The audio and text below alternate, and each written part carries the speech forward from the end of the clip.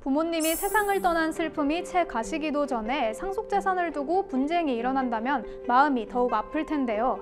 부모님 살아생전에 누가 재산을 얼마 가져갔는지를 두고도 다툼이 있기도 하지만 누가 부모님을 더 잘 모셨는지를 가지고도 논쟁이 이어지기 마련입니다. 내가 부모님을 주로 모셨으니 그만큼 보상을 더 받아야겠다는 건데요. 그렇다면 이러한 주장이 과연 타당한지, 타당하다면 부모님을 모시는 행위가 어느 정도에 이르러야 상속분에 도움이 될지 궁금해집니다. 완벽한 상속, 오늘은 법무법인 율쌤의 허용석 변호사와 함께합니다. 변호사님, 어서 오세요. 안녕하십니까? 네, 이 상속 분쟁이 일어났을 때 누가 재산을 더 가져갔느냐 이런 걸로도 물론 다툼이 있기도 하지만 누가 부모님을 더 모셨느냐, 더 보살폈느냐 이런 것을 가지고도 다툼이 있는 것으로 알고 있는데요. 상속재산에서 이러한 다툼이 가지는 의미가 있다면 무엇일까요? 네, 누가 상속재산을 더 많이 가져갔느냐, 그 부분은 상속법상 이제 특별 수익이라는 용어로 표현을 합니다. 그리고 말씀하신 누가 더 부모님을 모셨느냐 하는 부분은 통상 기여분이라는 용어로 표현을 하게 되는데요. 이미 받아간 재산, 즉 특별수익은 미리 상속받은 것으로 취급되어서 이렇게 미리 상속을 받은 사람들은 상속 개시 시 자신이 받아가야 될 상속분에서 그만큼이 차감이 되기 때문에 상속분이 줄어드는 효과를 발생시킵니다. 그리고 기여분의 경우는 망인을 모시는 데 기여한 노력, 그 기여분을 재산적으로 평가하여 기여분을 인정받은 상속인은 법정 상속분보다 더 많은 상속분을 인정받을 수 있게 되는 효과를 가져오게 됩니다. 네, 특별수익하고 기여분에 대해서 이야기를 해주셨는데 오늘은 이 중에서 기여분에 대해 더 자세히 이야기 나눠보도록 하겠습니다. 기여분은 부모님을 모신 대가, 이 정도로 해석을 하면 될 것 같은데 맞을까요? 네. 일반적으로 기여분이라고 할 때 우리가 생각을 하는 것은 주로 부모님을 모신 데 대한 그런 대가, 그런 자신의 노력을 인정받기 위해서 이런 기여분을 주장을 하게 됩니다. 네. 즉, 부양에 대한 기여도를 의미하는 경우가 많습니다. 하지만 좀 더 정확히 설명하자면 기여분이란 상속 시 피상속인의 재산의 유지 또는 증가에 관하여 특별히 기여하였거나 혹은 피상속인을 특별히 부양한 자가 있을 경우 이를 상속분 산정 시 고려하는 상속법상 제도를 의미한다고 설명할 수 있겠습니다. 네, 설명해 주신 것에 따르면 부양, 그러니까 부모님을 모시는 행위뿐만 아니라 이 재산의 유지와 증식에 얼마나 기여를 했는지 이 역시도 기여분의 내용이 된다, 이런 말씀이시죠? 네, 간단하게 말하면 이 기여분이란 재산적 기여와 부양, 이 두 가지 내용으로 이루어진다고 생각하시면 되겠습니다. 네, 그러면 상속인들이 상속 재산을 나눌 때 이러한 기여분 주장을 언제 또 어떻게 해야 되는 것일까요? 예. 기여분 주장은 상속재산 분할 심판 시 하게 되고 유류분 반환 청구 소송을 제기해서 진행할 때는 기여분을 주장할 수 없는 것이 원칙입니다. 기여분을 주장할 수 없다고 하셨는데 유류분 반환 청구 소송에서는요? 네. 제가 알기로는 망인을 부양을 하거나 아니면 재산적으로 기여했다면 상속재산을 좀 더 주도록 하는 것이 기여분의 취지라고 알고 있는데 그렇다면 유류분 청구 소송에서도 이 기여분을 인정해 주는 것이 타당하지 않을까 이런 생각이 드는데요. 예, 맞습니다. 분명 유류분 청구 소송에서도 기여분을 인정할 필요는 있습니다. 그러나 기존 판례가 유류분 청구 소송에서 기여분 주장을 받아들이지 않은 것은 이유가 있습니다. 바로 기여분의 대상이 망인의 사망 당시 망인 명의의 재산이라는 점 때문입니다. 네. 이는 민법 제 1008조의 2 기여분 조항에서도 확인을 하실 수가 있는데요. 이 기여분 조항에서는 상속 개시 당시에 피상속인의 재산 가액에서 기여분을 공제한다라는 표현이 있습니다. 이 때문에 기여분이 상속재산 당시에 피상속인 명의의 재산이라는 점이 명확히 규정되어 있다고 할 수 있는데요. 그래서 상속재산 분할 심판은 망인의 사망 당시의 재산을 상속인들이 나누는 절차이고 그렇기 때문에 이 상속재산 분할 심판 절차에서 기여분을 주장하는 것은 문제가 없습니다. 그러나 그에 반해서 유류분 반환 청구 소송은 상속재산을 자신의 법정 상속분에 비해서 많이 가져간 그런 특정 상속인이 다른 상속인들의 유류분까지 침해하고 있을 때 이 다른 상속인이 그 상속재산을 더 받아간 상속인에 대하여 그 상속인 명의로 이미 넘어가 있는 재산에 반환을 청구하는 것이기 때문에 기여분의 대상이 될 수 없는 것입니다. 네, 정리를 해보자면은 이 기여분을 인정할 때 망인의 사망 당시에 망인 명의재산에서 기여도만큼 재산을 받아가는 것이기 때문에 이미 다른 상속인 명의로 되어 있다고 할 경우에는 이 상속재산을 다시 돌려달라고 하는, 그러니까 반환 청구하는 이 유류분 청구 소송에서는 기여분 주장을 할 수가 없는 것이군요. 네, 정확히 맞습니다. 네, 기존까지는 그러한 해석이 기여분을 규정한 민법 제1008조 2 문헌 해석에도 합치하였고 판례 역시 같은 해석을 하고 있었습니다. 네, 그런데 최근에는 이 유류분 소송에서도 기여분이 인정될 수 있다, 이런 주장을 하시는 걸로 알고 있어요. 이런 주장이 나오는 이유 무엇일까요? 네, 그것은 최근에 이제 그런 취지의 판례가 하나 나온 게 있습니다. 유류분 반환 청구 소송에서 기여분을 인정한다고 해석되는 그런 판례가 나온 후 이를 유류분에서도 판례가 기여분을 인정하였다라고 이제 해석하는 견해들이 나오고 있는 것이죠. 네.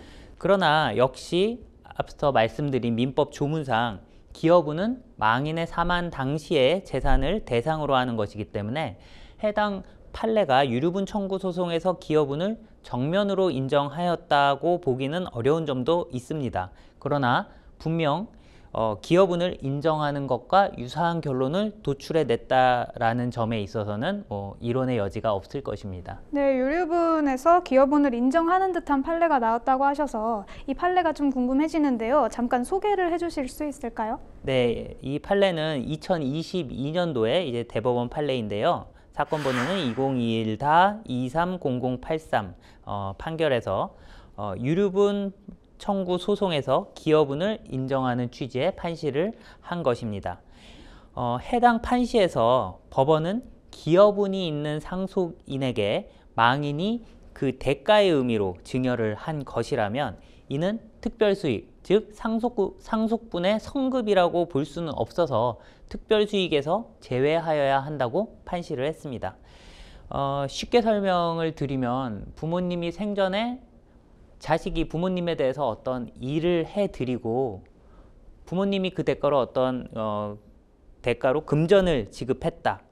이럴 경우에 이것을 증여로 보기는 힘들지 않겠습니까? 그런 것처럼 즉 부양을 한 것도 어떤 일을 한 것처럼 평가를 해서 부양을 한 대가로 어떤 증여 혹은 돈을 받았다면 이것을 증여가 아닌 정당한 거래관계처럼 해석을 하여 이러한 판시를 내린 것이라고 해석하고 있습니다. 네, 말씀해 주신 걸 보면 유류분 청구 소송에서 기여분을 주장할 수는 없지만 이 기여의 대가로 받은 증여의 경우에는 특별수익에서 제외될 수 있다. 이것을 판례의 태도라고 이해하면 되겠군요. 네. 그런데 이제 이런 판례 해석들이 여러 가지가 있었는데 그런데 조금은 허무하게도 앞으로는 이러한 이 해당 판례에 대한 판례 해석은 크게 중요할 것 같지는 않습니다. 최근 나온 헌법재판소 결정 때문일까요? 네, 맞습니다. 이 최근에 헌법재판소에서 이제 유류분 전반에 관해서 이제 위헌성 여부를 한번 판단을 했는데요. 이 기여분 관련해서는 최근 헌법재판소에서는 기여분에 관한 제1008조의 2를 유류분에 준용하지 않은 민법 제1118조에 관하여 헌법 불합치 결정을 하였습니다. 유류분 반환 청구 소송에서 기여분을 인정하지 않는 경우 기여 상속인이 정당한 대가를 받은 기여분 성격의 증여까지도 유류분 반환의 대상이 되게 함으로써 기여 상속인에게 보상을 하고자 하였던 피상속인의 의사가 부정되는 불합리한 결과가 나타난다라는 것이 헌법 불합치의 주된 결정 이유였습니다. 네. 재미있는 것은 해당 헌재 결정문에서도 앞서 본 대법원 판례를 언급하였다는 점입니다.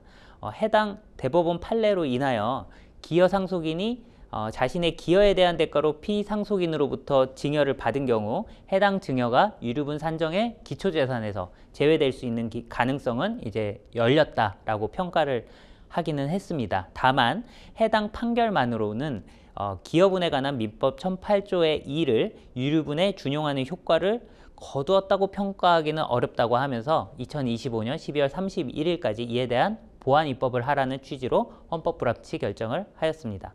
따라서 헌법재판소의 헌법 불합치 결정 취지에 따라 유류분 청구 소송 시에도 기여분을 인정하는 취지의 입법이 조만간 이루어질 것을 기대하고 있습니다. 이 입법이 이루어지기 전이라고 해도 앞서 언급한 판례와 또 헌법재판소 헌법 불합치 결정을 이유로 유류분 청구 소송을 할 때 기여분을 주장하는 경우가 많을 것 같은데요. 네, 실제로 저희 법인에서도 이 유류분 청구 소송에서 해당 대법원 판례와 헌법재판소 결정을 언급을 하면서 유류분을 인정해달라고 주장을 하는 사례가 있습니다. 아무래도 헌법재판소 결정도 있었고 이러한 대법원 판례도 있었기 때문에 입법이 이루어지기 전이라도 보다 이전에 비해서는 유류분 청구 소송 시 기여분을 인정하는 사례가 늘어날 수 있지 않을까 저희는 기대를 하고 있습니다. 네, 그럼 기여분은 어느 정도가 되어야 인정을 받을 수 있는 걸까요? 네, 이 부분이 가장 중요한 부분이기도 하고 가장 어려운 부분이기도 하고 그 소송상 가장 많이 다투어지는 부분이기도 합니다.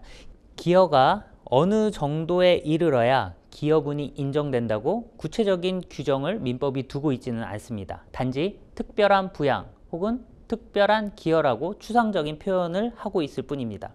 따라서 기여분이 인정되기 위한 특별한 부양 내지 특별한 기여가 어떤 것인지는 해석론에 따라 판단할 수밖에 없습니다. 네, 그렇다면 이 특별한 기여는 무엇이라고 해석을 할 수 있을까요? 네, 먼저 배우자의 기여분 주장에 관한 판례의 태도를 한번 살펴보겠습니다. 피상속인의 배우자가 피상속인과 오랫동안 동거하면서 피상속인을 간병하고 부양한 것을 기여분으로 주장하는 사례가 많이 있습니다.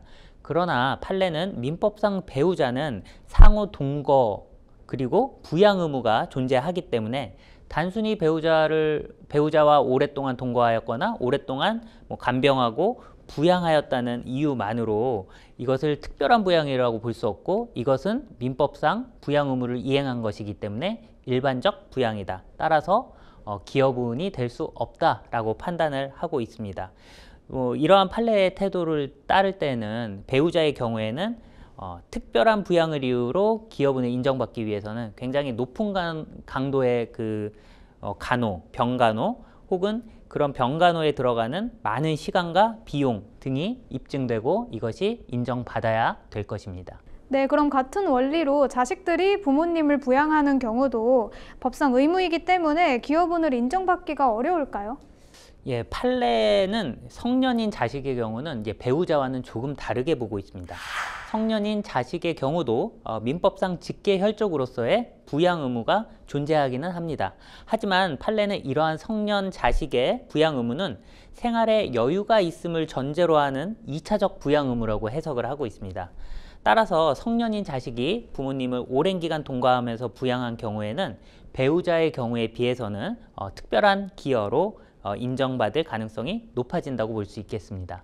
네, 결국 민법상 부양 의무를 이행한 것인지 아니라면 민법상 의무를 뛰어넘는 정도의 부양인지에 따라 달라질 것 같습니다. 네, 재산적 기여도 마찬가지입니다.